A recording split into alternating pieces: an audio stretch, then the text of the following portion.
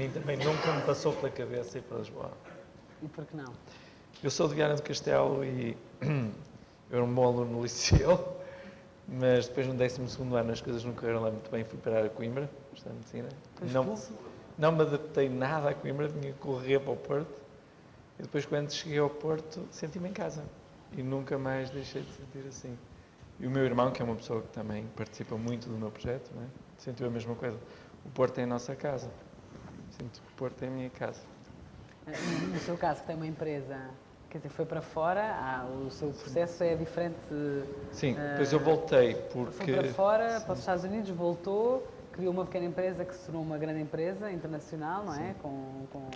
Exporta 2/3 do que faz, não é? 30 países. Era mais fácil se estivesse em Lisboa? É igual? Ou pelo contrário, é mais fácil estar no Porto? Essa parte, portanto, a minha identificação com o Porto começou na faculdade, não é? Achei que tive aqui uma oportunidade. A minha primeira grande oportunidade foi no Porto. Eu acho que a Faculdade de Medicina do Porto é uma escola excepcional. E eu conheço muitas escolas, ainda agora, por exemplo, estou um bocadinho perto da Universidade da Califórnia, onde estamos a introduzir o nosso produto para estudantes de medicina. Mas acho que temos pessoas de grande sabedoria no Porto. Isto depois leva a uma outra conversa, que é a questão da massa crítica e de termos ou não devemos ter ou não outros polos, por exemplo, em Braga ou em Aveiro. Eu sou de opinião, posso estar completamente errado, mas acho que não. Acho que devíamos tentar concentrar muita massa crítica no Porto. Posso estar errado, mas é essa a minha opinião. De que não temos massa crítica para iniciar projetos universitários fora do Porto. Entre Porto e Lisboa, mesmo Coimbra parece-me despovoada, onde a cidade tem tradição, do meu ponto de vista. Mas então, essa foi a minha primeira grande oportunidade. Depois fui para os Estados Unidos fazer investigação. Estive lá um pouco mais de 6 anos, né? Fiz lá o meu trabalho de doutoramento e pós-doutoramento. E quando surgiu o Prémio Bial, pareceu-me mais seguro fazer o projeto a partir do Porto. Porque para uma mudança tão radical de vida, passar de investigador e pessoa que queria até ser professor universitário, não sei o quê, para ser empresário não senti ter uma rede de segurança nos Estados Unidos para o fazer. Mas aí, no entanto, Lisboa-Porto mas também nem me passava pela cabeça para Lisboa. É estrangeiro e a nossa cidade, ou casa, não é? Casa, exatamente. Talvez. E acho que o Porto tem massa crítica para fazer isto e está aí. Mas discordo então do que disse aqui o nosso keynote speaker, de que a massa crítica no Porto... Não, eu acho que empurra um bocadinho as eu acho que o para que o Sr. Tomás tem que explicar é porque é que as miúdas foram estudar para Lisboa. eu tenho também 4 filhas, mas eu acho que elas vão ter que ficar no Porto. A questão é se vão para os Estados Unidos ou se ficam no Porto. Mas só tenho 3. Mas acho que não estamos em desacordo. Acho que há massa crítica no Porto e é possível fazer coisas a partir do Porto. Há outra coisa também muito importante que falou, que é da envolvente do Porto. Eu reconheço como de extrema importância alguma infraestrutura que foi criada no Porto durante os anos em que até estive fora. Eu, se não tivesse o aeroporto do Porto e o Sheraton do Porto, também há outros bons hotéis aqui no Porto, mas se não fossem, por exemplo, estas duas coisas, não é? E a felicidade de ter encontrado um bom prédio ali em Gaia, na Rábida, essas coisas são extremamente importantes para fazer grandes negócios, como aqueles que a gente faz, não são muitos, mas são grandes. Isso projeta uma imagem de dinamismo, de cidade, de economia que está na frente, etc. Sou capaz de criticar o excesso de termos 3 autoestradas Porto-Lisboa, mas termos pelo menos uma foi muito importante e termos as estradas que temos também foi muito importante para, por exemplo, ainda este domingo levámos belgas a Évora, ontem chegaram pessoas, o que é que foi ontem? O aeroporto de Lisboa também para ir a Évora e depois vêm para o Porto. Se não tivéssemos estas autoestradas e esta infraestrutura não era possível. E acho não era possível estar aqui. Não era possível estar aqui, não era possível estar em qualquer ponto do país rapidamente. É perfeitamente possível, do meu ponto de vista, hoje operar a partir do Porto. E outra coisa que também vejo, que é a importância dessa infraestrutura quando, por exemplo, estou num país como o Brasil.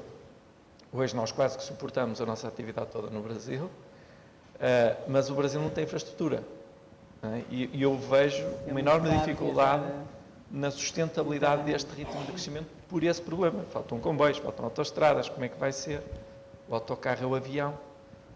Aqui não. Aqui, se isto conseguisse dinamizar, nós temos muito por onde andar.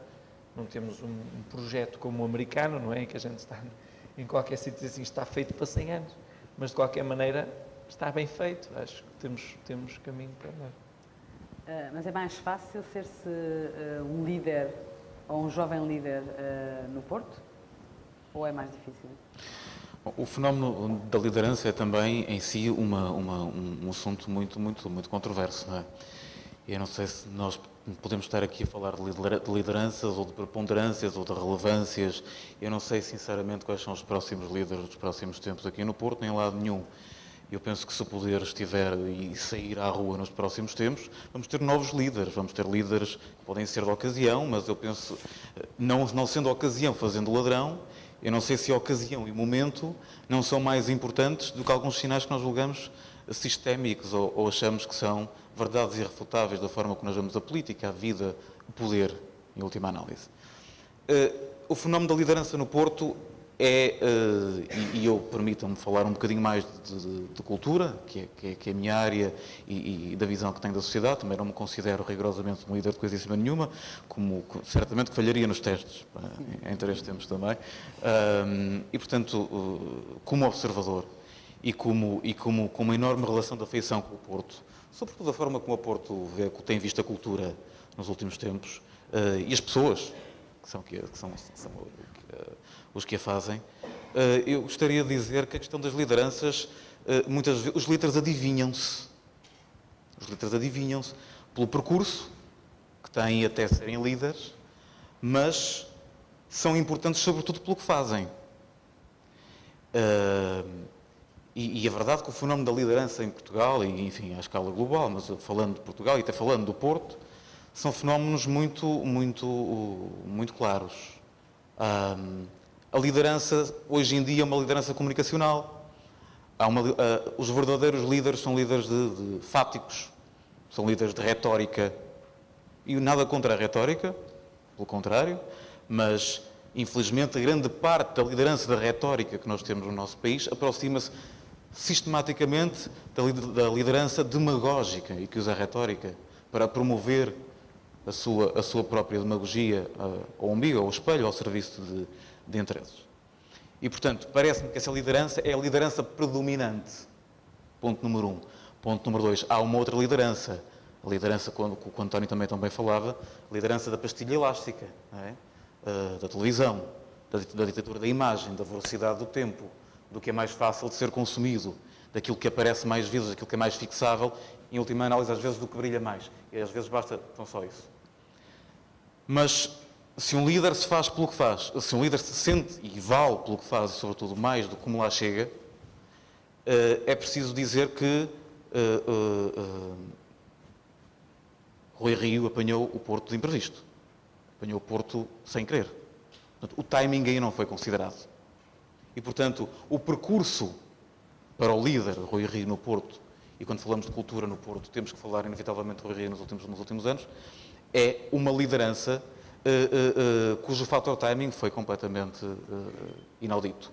O Porto elege o Rui Rio em 2002, reelege-o em 2005, só foi com uma maioria absoluta, e agora novamente.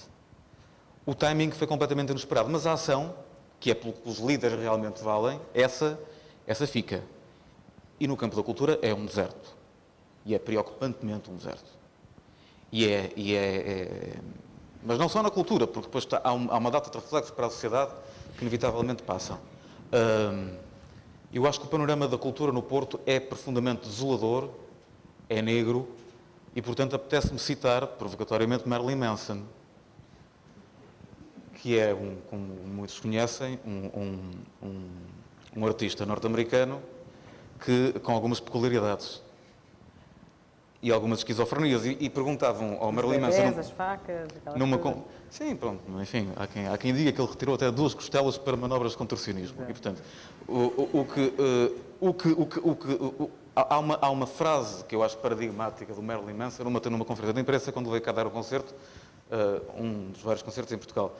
Perguntavam-lhe, tendo em conta a personalidade e a referência entre a personalidade e o homem, quem é, o que é aquilo, no fundo, o que é aquilo, perguntavam-lhe quem é Marilyn Manson, e ele respondia esta frase que muito o define e simplesmente o encerra na verdade. Eu sou o que faço. O que é que Rui Rio fez pela cultura neste Porto desde que aqui chegou.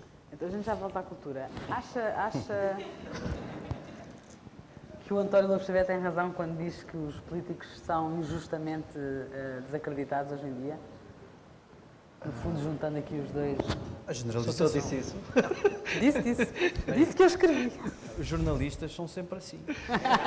Incapazes de reproduzir exatamente. Exatamente. É injusto o descrédito dado hoje aos políticos. Em geral, claro. Olharmos para a situação do país e entendermos que os políticos são todos péssimos, Mas a acho pergunta que é não foi uma para si, reação. a pergunta foi para Sim, si. eu passo já. Mas já pode explicar melhor. Mas estava-me Acha a perguntar isso que- em relação aos políticos do Porto?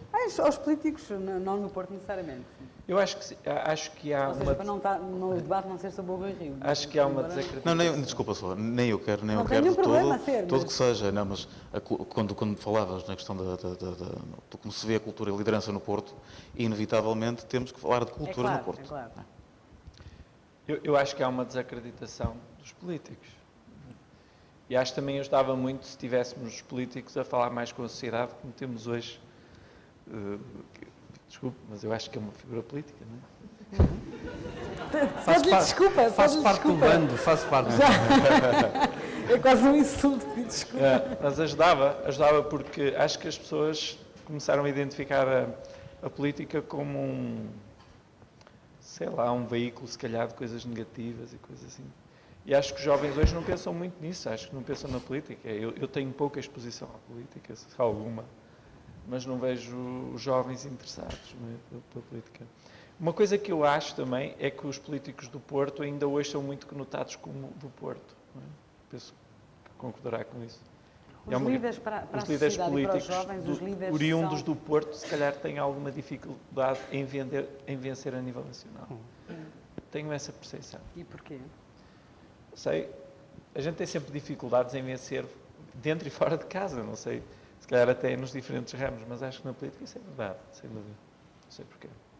Os líderes para os jovens hoje, ou seja, os tais líderes do futuro, que é o nosso tema, vão ser, quais é que vão ser os líderes mais relevantes e mais inspiradores? Vão ser os líderes políticos, como hoje temos em alguns países, o Obama, que é uma inspiração, independentemente até dos partidos, não é?